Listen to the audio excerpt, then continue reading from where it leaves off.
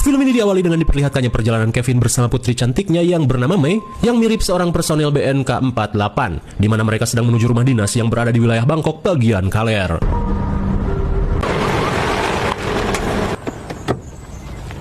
Setibanya di rumah dinas yang terlihat kumuh dan buluk, mereka pun disambut Om Saeb yang akan menjelaskan rumah ini secara detail. Sesaat kemudian, Kevin diberitahu jika rumah tua ini sudah didirikan sejak 200 tahun lalu, dan semua barang yang ada di rumah ini sudah dipindahkan ke gudang. Dan entah apa alasannya, yang jelas siapapun tidak boleh membuang barang-barang di rumah ini.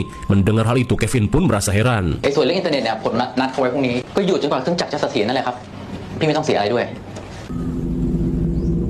Di tengah room tour, Kevin pun semakin heran saat melihat simbol jimat yang menempel di setiap pintu. Hingga sesaat kemudian, Kevin diminta untuk tidak membiarkan acu piaraannya berkeliaran di wilayah ini, guna menghargai warga di wilayah ini yang mayoritasnya beragama Islam.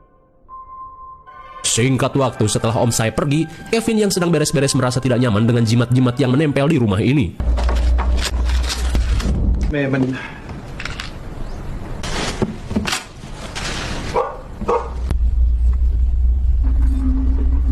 Namun sesaat kemudian, Kevin pun heran saat melihat seorang pria misterius yang masuk ke halaman rumahnya.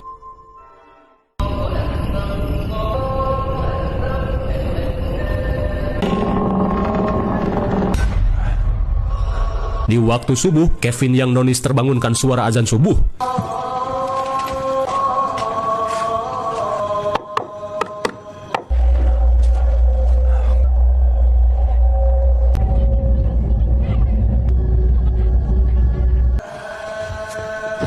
Dirasa masih ada waktu, Kevin pun memutuskan untuk kembali tidur. Namun tanpa ia sadari, bayangan hitam aneh muncul di kamarnya. Kira-kira sosok apakah itu? Apakah Onom? Di jam 7 pagi, Kevin meminta Mei untuk berangkat sekolah sendiri karena ia ada tugas dadakan dari kantor.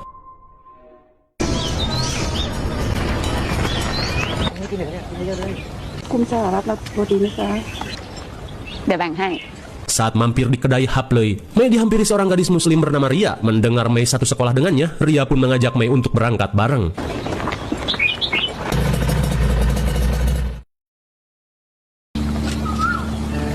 Di tengah perjalanan menuju Cekulah, Ria mengatakan jika di wilayah ini mayoritasnya muslim, namun ada juga agama-agama lainnya. Namun Mei tidak perlu canggung atau takut, karena kami hidup berdampingan dengan toleransi tinggi. Mendengar hal itu, Mei yang sebelumnya termakan hoak media barat mulai merasa lega.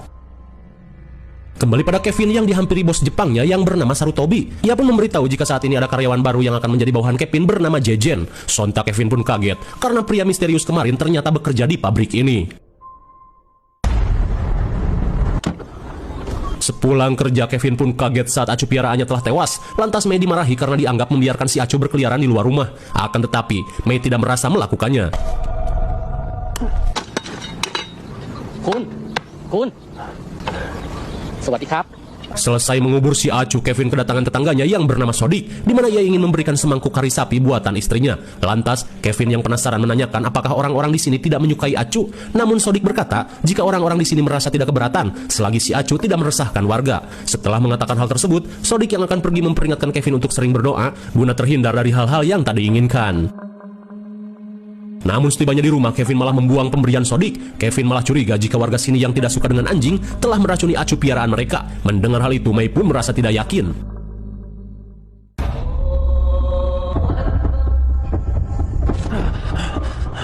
Di waktu subuh, Kevin kembali terbangunkan suara azan.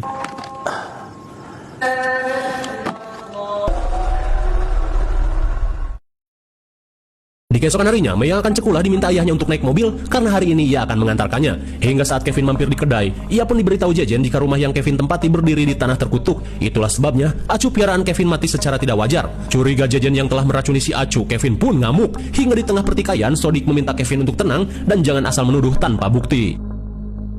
Sepulang kerja, Kevin pun heran saat melihat situasi rumah yang begitu poek. Bahkan tak seperti biasanya, Mei belum pulang sekolah padahal hari sudah poek begini. Dirasa anaknya ngador, Kevin pun bergegas pergi ke kamar. Akan tetapi di saat itu pula, Kevin pun heran saat mendengar suara-suara aneh dari lantai 2.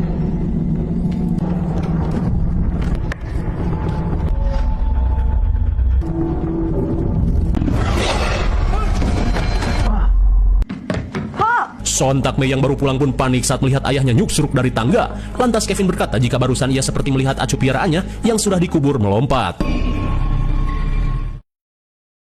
Di keesokan harinya, Mei pun memberikan obat resep dokter yang sudah tidak pernah si ayah minum. Mei pun merasa jika tingkah aneh ayahnya selama ini diakibatkan oleh halu, terutama sejak si ibu meninggoy. Kemudian, Mei berkata jika tadi pagi ada undangan syukuran di rumah tetangga. Mendengar hal itu, Kevin yang kesal dengan warga sini merasa malas. Dirasa ayahnya personal dengan para warga, Mei berkata jika warga sini tidak seperti yang ayahnya kira.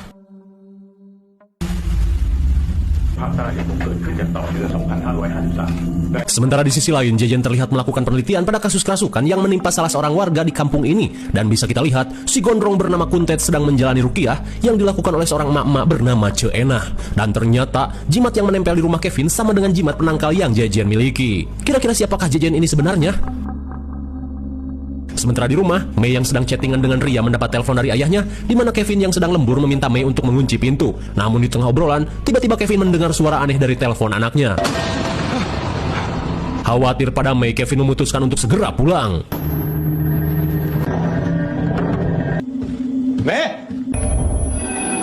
Melihat Mei yang apruk-aprukan di luar, Kevin pun berusaha mengejarnya. Namun ternyata itu semua hanyalah halu, karena sebenarnya Mei sedang berada di kamarnya. Di tengah ruyuk, Kevin pun heran saat melihat sosok bermukena hitam.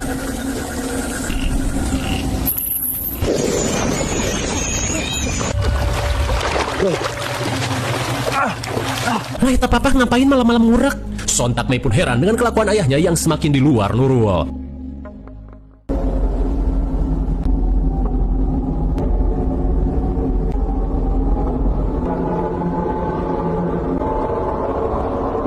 Apakah kalian melihat bayangan aneh itu?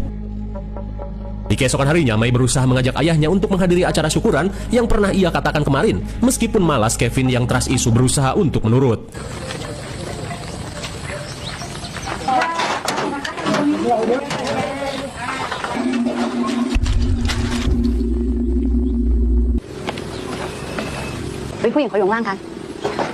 Setibanya di tempat hajat, Mei langsung diajak Ria untuk bergabung, sementara Kevin diajak Mang Duloh untuk masuk dan makan-makan. Setibanya di dalam, anak sahibul hajat bernama Asrul terlihat tertatih-tatih karena titiknya masih perih.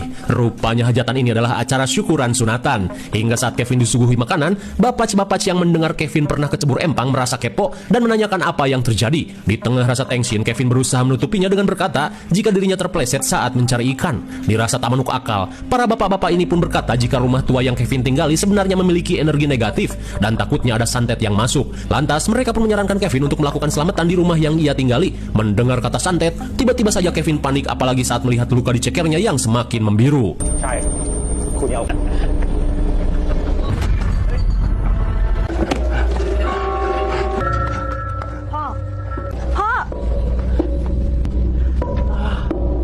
Sekembalinya ke rumah, Mei menanyakan apa yang sebenarnya terjadi. Di tengah rasa puyeng, Kevin berkata jika dirinya curiga, para warga telah menyantetnya. Terlebih kini kakinya semakin borok. Akan tetapi Mei pun heran karena kaki ayahnya baik-baik saja. Lantas Mei yang kesal meminta ayahnya untuk sadar dan berhenti berpikir negatif terhadap para warga di desa ini. Hingga di tengah cekcok hebat, Mei pun mengancam akan pergi ke rumah bibinya jika si ayah tetap bersikap seperti ini.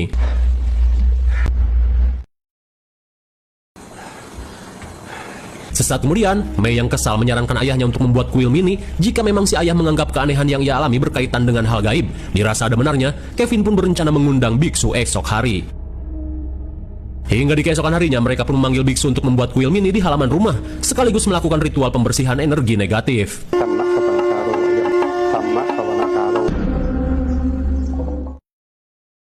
Namun di pagi buta, meski Kevin telah membuat kuil mini, tetap saja Kevin masih merasakan energi negatif.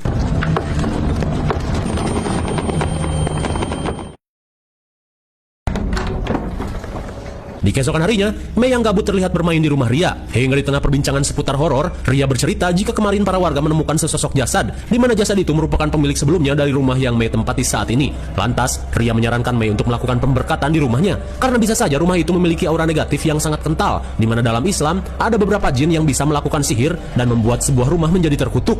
Mendengar hal itu, Mei yang penasaran menanyakan orang yang bisa melakukan pembersihan dengan cara Islami. Ria pun berkata jika ada seorang pria bernama Jejen yang dikenal mampu berinteraksi dengan jin. Hingga di tengah obrolan, mereka pun heran saat melihat para warga menemukan lagi sesosok jasad.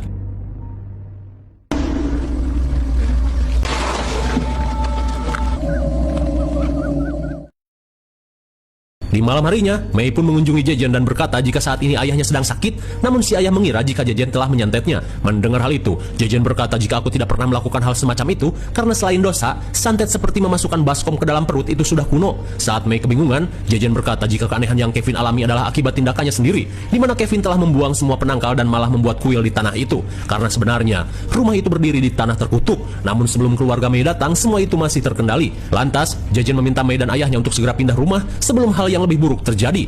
Terlebih akibat perbuatannya, kini 2 orang warga telah menjadi korban.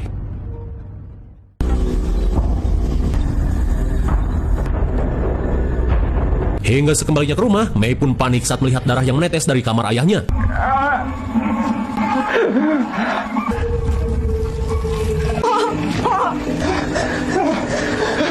Setelah menyadarkan ayahnya, Mei berusaha membawa Kevin keluar dari rumah ini. Namun tak lama kemudian, Jejen yang khawatir berniat membantu mereka.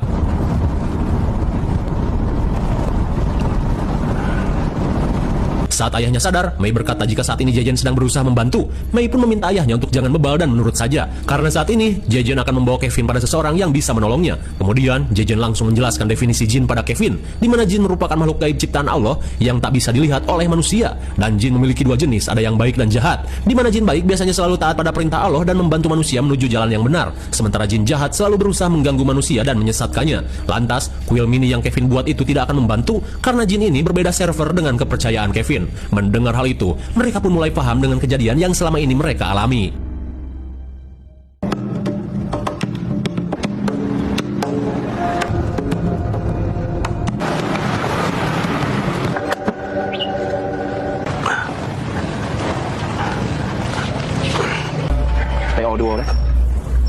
Setibanya di warung bedeng, Kevin pun heran saat melihat orang-orang menatap tajam ke arahnya. Tak cuma itu, Kevin yang parnoan semakin tidak enak hati saat Jejen meminta mereka untuk menunggu.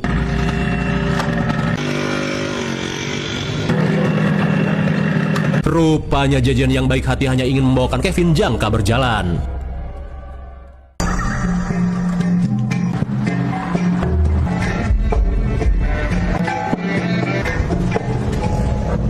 Singkat waktu, setibanya di area leuweung, Jejen meminta Kevin untuk menunggu sementara Mei akan ikut dengannya menjemput si orang pintar. Namun Kevin yang takut anaknya digabrut Lestari memaksakan diri untuk ikut meski cekernya sedang pengkor.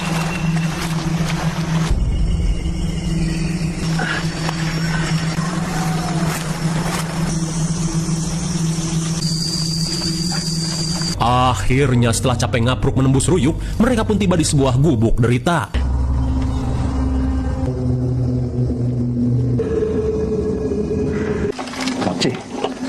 Rupanya orang pintar yang dimaksud adalah Cek Enah yang dulu sering membantu para warga melakukan ruqyah. Kemudian Jejen berkata, jika saat ini Kevin menempati rumah terkutuk dan mendapat gangguan setelah mencabut semua penangkal di rumah itu. Namun baru saja berucap, tiba-tiba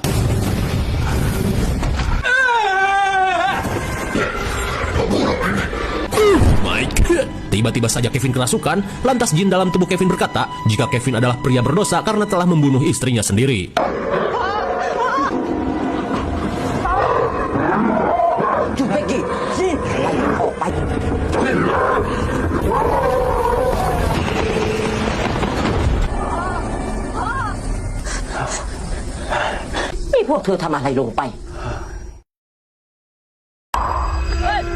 Kemudian Sin beralih dengan menceritakan asal-usul tanah terkutuk yang Kevin tempati, di mana 200 tahun lalu, seorang tuan tanah telah memperkerjakan ratusan warga lokal dan juga warga Melayu secara paksa, dan tentunya dengan tanpa peri kemanusiaan.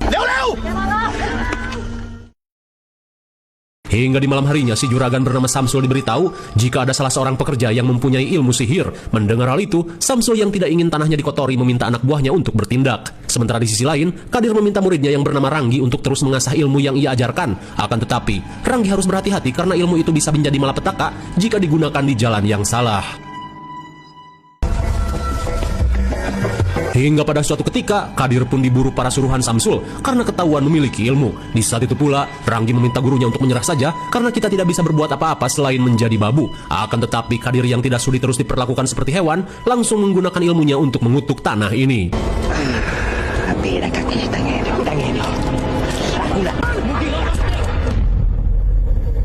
Singkat waktu, Kadir pun harus mendapat hukuman. Selain berusaha kabur dari tugas, Kadir pun ketahuan telah menggunakan sihir untuk mengutuk tanah ini. Lantas, Samsul meminta anak buahnya untuk melakukan eksekusi. Ia pun yakin cara itu bisa menghapus kutukan. Aku nak nano kafe.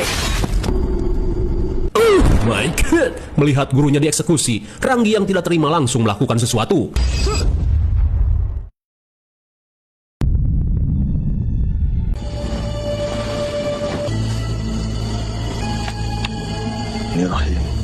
Alhamdulillah.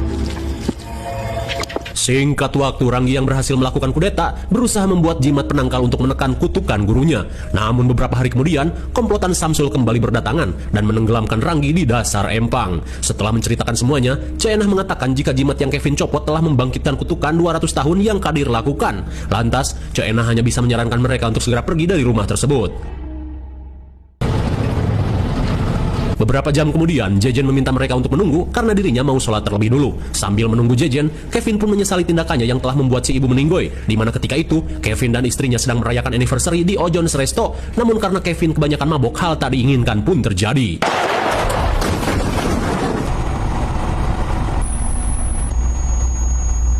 Mendengar hal itu, Mei meminta ayahnya untuk ikhlas dan berhenti menyalahkan diri sendiri. Rupanya selain gangguan jin, jiwa Kevin yang lemah telah membuatnya gampang disesatkan.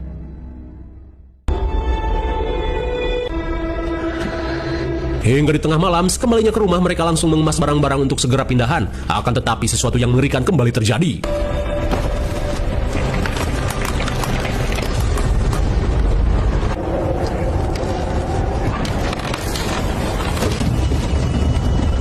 Saat keanehan mulai terjadi, Kevin pun berusaha mengamankan Abu istrinya.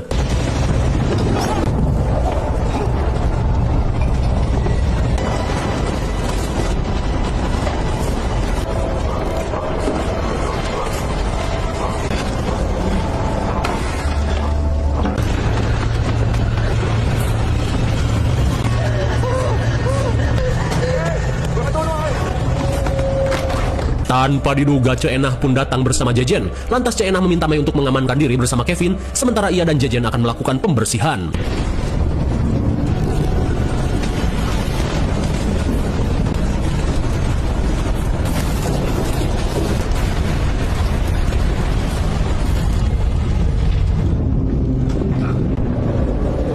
Dan kini sosok itu berpindah pada kuil mini yang dibuat oleh Kevin. Kemudian, Cenah meminta Jejen untuk bersiap adu mekanik melawan kutukan Kadir.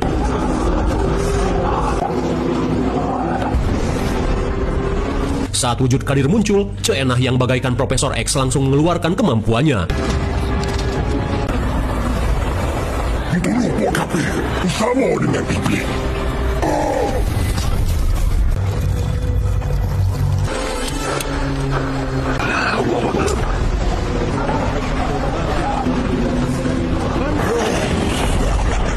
Saat mereka terdesak, Jejen langsung mengeluarkan kitab suci Al-Quran dan membacakan ayat kursi.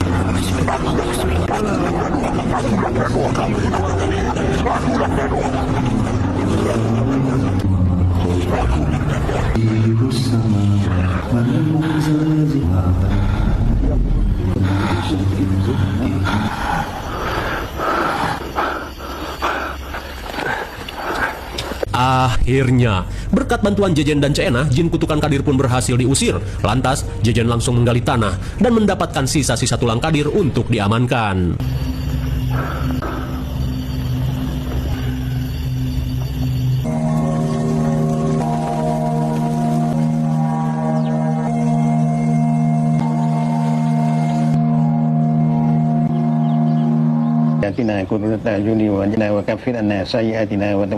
Di keesokan harinya, Kevin dan Mei akhirnya mengundang Ustadz dan para tetangga untuk melakukan syukuran di rumah ini. Hingga setelah berdoa dan makan-makan, film pun akhirnya berakhir.